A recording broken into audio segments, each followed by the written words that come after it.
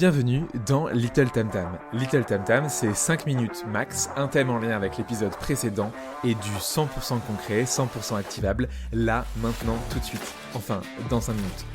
La semaine dernière, Ludivine était derrière le micro de Tam Tam pour parler de nurturing, ce mot un peu barbare qui veut tout simplement dire qu'il faut bien s'occuper de nos candidats avant, pendant et après le process. Évidemment, pas de la même manière à chaque fois. Mais qu'est-ce qu'il se cache derrière ce mot en ing? Je vais te donner 3 types d'outils que tu peux utiliser pour passer ton nurturing au niveau supérieur. Bon, évidemment, ça dépend de ton besoin, de ton secteur, du type de candidat que tu as à nurturer, mais bon, t'as compris le principe. Premier type d'outil, ton ATS. Ici, on parle de candidats qui ne sont plus candidats. Ils sont ex-candidats, un peu comme Olivier Besancenot. Les bons ATS permettent une fonction avancée de tag et de recherche de candidats passés. Waouh, le ouf, il utilise son ATS pour les candidats qui prennent la poussière. Waouh, le ouf. Et oui, s'il est bien paramétré, un ATS permet de retrouver plus facilement les personnes qui ont été chassées ou qui ont postulé par le passé. Tim Tyler le fait très bien et permet de faire une recherche globale au sein de son vivier.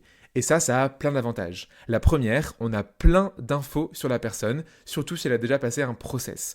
Deuxième chose, on a ses coordonnées. Pas besoin de faire du stalking un peu compliqué et de se prendre pour la DGSE en essayant de trouver le mail des gens. Et troisième chose, en théorie, je dis bien en théorie, si cet ancien candidat est au sein de ton ATS, c'est qu'il vous kiffe déjà. Et on peut même aller plus loin avec des outils spécialisés comme Limya ou HireSuite qui vont venir se greffer en plus de ton ATS. On en parlait dans le premier épisode de Little Tam Tam sur les 3 astuces pour sourcer plus efficacement. Tu peux le retrouver entre l'épisode 8 et l'épisode 9. Deuxième outil, la newsletter. Et oui, on va spammer tous les jours nos candidats, un mail par jour, comme ça on est sûr qu'ils répondent et qu'ils viennent postuler dans nos boîtes. Je rigole évidemment. La newsletter, je te la recommande comme un levier VIP de chouchoutage. Cette phrase ne veut pas dire grand-chose, mais t'as compris l'idée. En gros, on va mettre dans une newsletter nos top candidats et candidates, celles qu'on veut recruter un jour à coup sûr. Évidemment, on demande leur avis, sinon c'est pas très RGPD et ton juriste va t'engueuler. Et ensuite, on leur envoie du contenu. Mais quel type de contenu, me direz-vous? Ah, alors je peux non plus tout te dire ici, mais tu peux parler de nouvelles de ta boîte par exemple, de podcasts ou de vidéos intéressants qui correspondent au métier des gens à qui tu enverras la newsletter. Ou encore des infos en off, des infos confidentielles sur ton entreprise, comme par exemple le nom du gagnant du concours de ping-pong.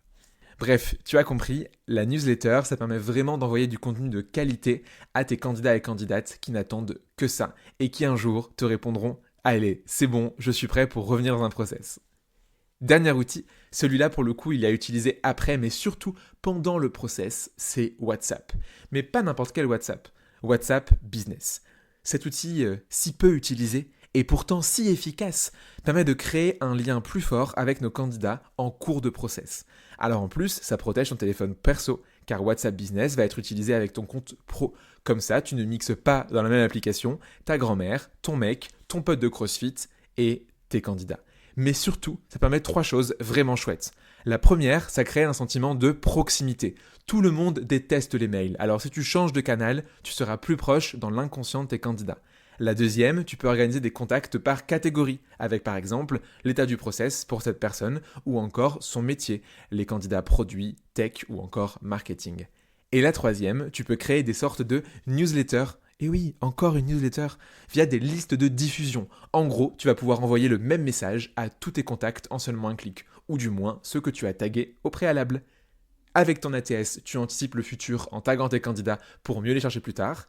Avec ta newsletter, tu envoies du contenu de qualité, audio, vidéo ou texte pour apporter de la valeur à tes candidats chouchous. Et avec WhatsApp Business, tu crées de la proximité avec des candidats pendant et après le process en te glissant juste entre leur papa et leur copine dans leur répertoire. Mais pas dans le tien. Bref, tu as 3 outils en plus pour faire du nurturing et si c'est pas encore déjà fait, je te recommande d'aller écouter l'épisode précédent avec Ludivine qui nous donnait toutes ses astuces à elle pour aller faire un nurturing de qualité. Allez, à la semaine prochaine!